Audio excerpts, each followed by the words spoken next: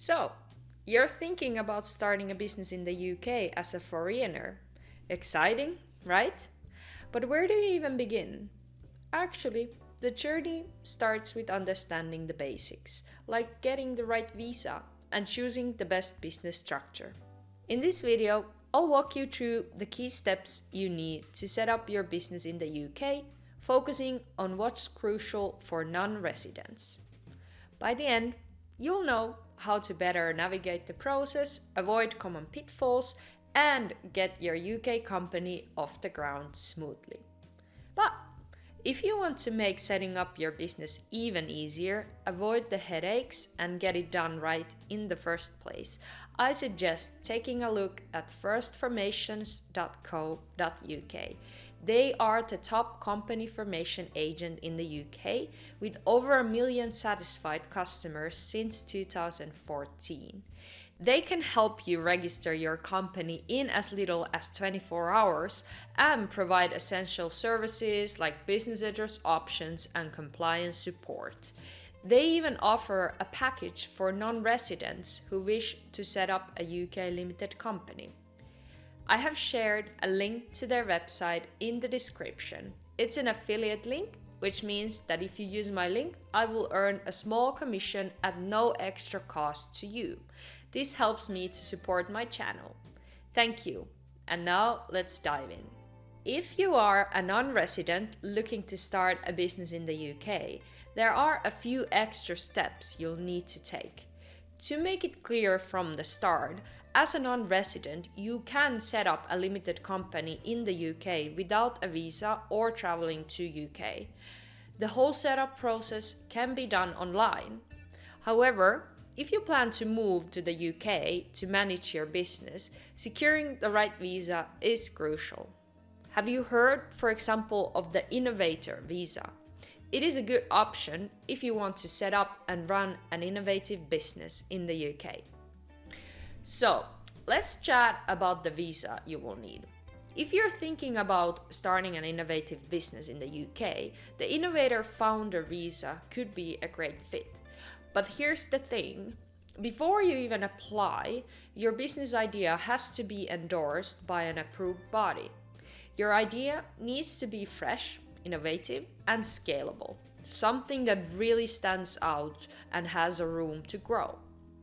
Once you've got that endorsement, you are all set up to apply for the visa, which will give you up to 3 years in the UK. During that time, you'll need to check in with your endorsing body to show that your business is on the track. If everything's going well, you can extend your visa and maybe even apply for permanent residency after 3 years. Now, if the Innovator Founder Visa doesn't seem like the right fit, don't worry. There are other options like the Global Talent Visa, High Potential Individual Visa, or UK Expansion Visa. If you intend to visit the UK for business purposes, certain visa requirements may also apply. Each visa has its own requirements, so it's important to pick the one that's right for you. You'll also need to prove your English skills and make sure you have enough funds to support yourself.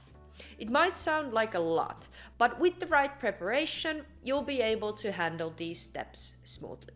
Now that we've clarified the visa topic, let's dive into the details of limited company setup. Step 1. Is setting up a limited company the right move? Starting your own business is exciting, but before diving into the world of limited companies, it's crucial to ask, is this the best structure for your business? A limited company offers benefits like limited liability and tax efficiencies, but it's not the only path. Have you considered simpler options like becoming a sole trader? Sole trader route means fewer formalities, but also greater personal financial risk. If you're planning to partner with someone, a partnership might be ideal, sharing responsibilities and profits. For foreigners, it's important to understand that each structure has different implications for taxes, liability, and compliance. If you're thinking about seeking investment, a limited company might be more appealing to investors, but it also requires more stringent record keeping and reporting. Have you thought about your long-term goals and how much control you want over the company? These are key questions that could influence your decision. Consider how each structure aligns with your visa type and business goals in the UK. Before you start filling out forms, it's a good idea to seek professional advice to ensure you're making the best choice for your situation. If you've decided that a limited company is the ideal structure for your business, let's proceed to the next step in establishing your company. Step number 2, picking the perfect name for your company. Choosing a company name can be one of the most exciting parts of starting a business, but it's more than just picking something catchy.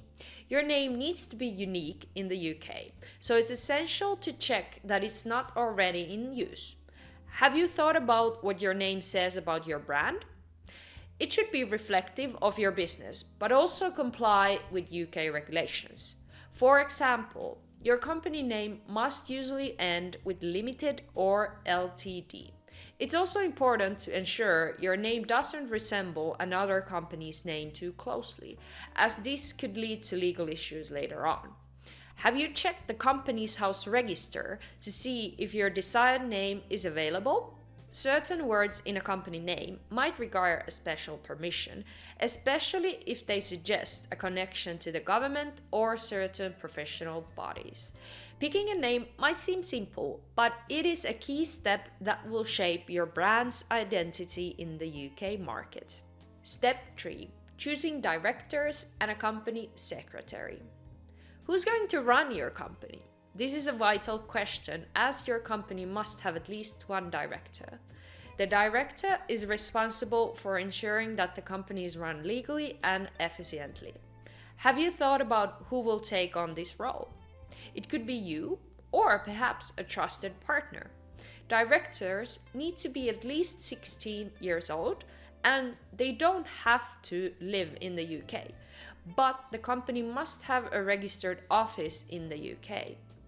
As a non-resident, this means you can be a director from your home country, but you will need to sort out a UK address for official correspondence. What about appointing a company secretary? While it's not mandatory, having one can be helpful to handle administrative tasks. The secretary can be one of the directors, but they can't be company's auditor or someone who's declared bankrupt. Even if you appoint a secretary, remember that the directors are ultimately responsible for company's actions. As a non-resident, make sure you are aware of the legal responsibilities you're taking on and consider seeking advice if you are unsure about any part of this process. Step 4. Deciding on shareholders and people with significant control. Now, let's talk about ownership. Who will hold the shares in your company? If it's just you, then you will have 100% control, which is pretty straightforward.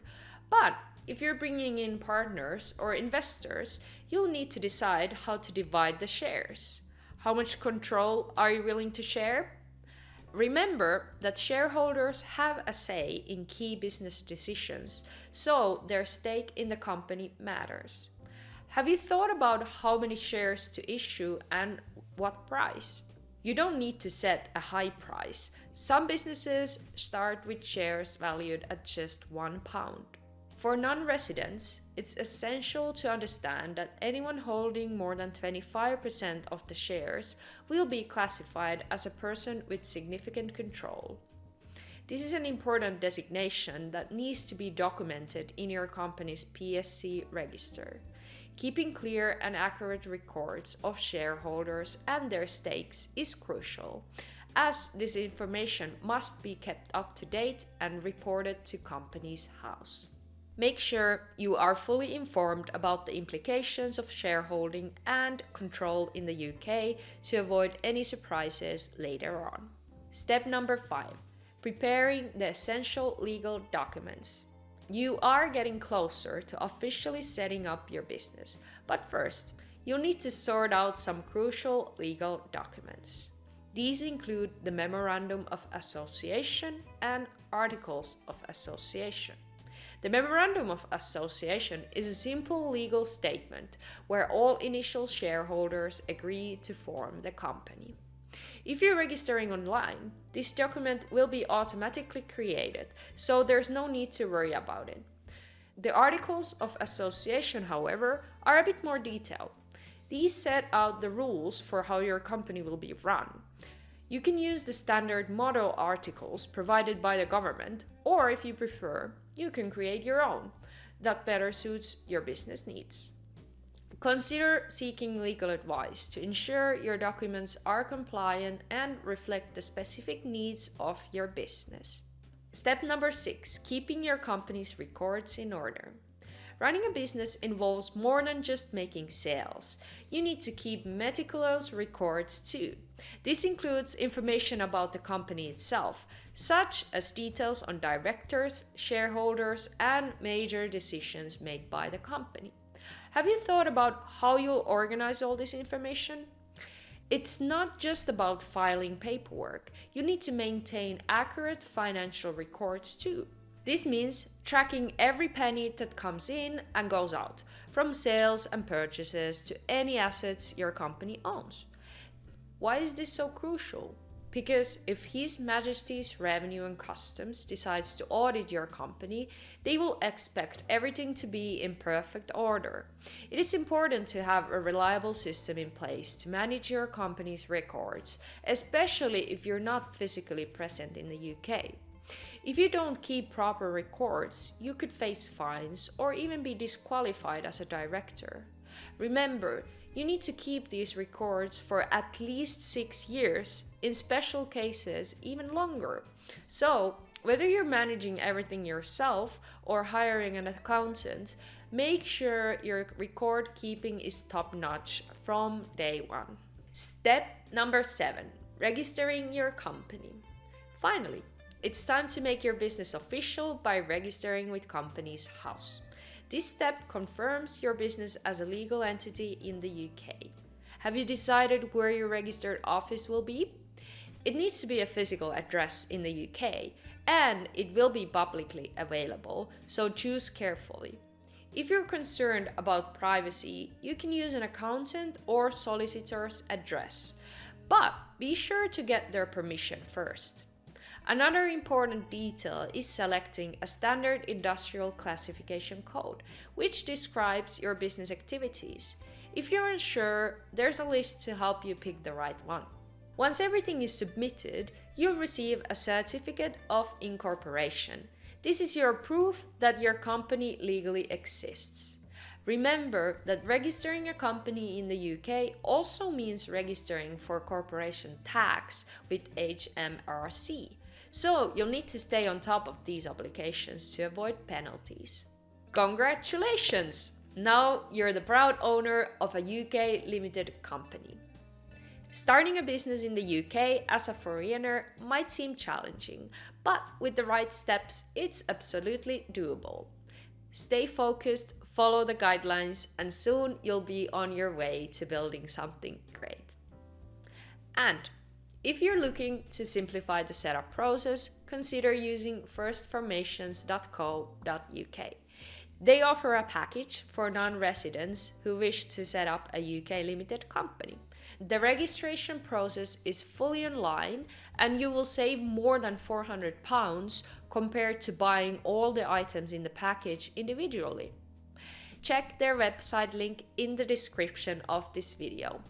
I hope this video was helpful and good luck with your business journey.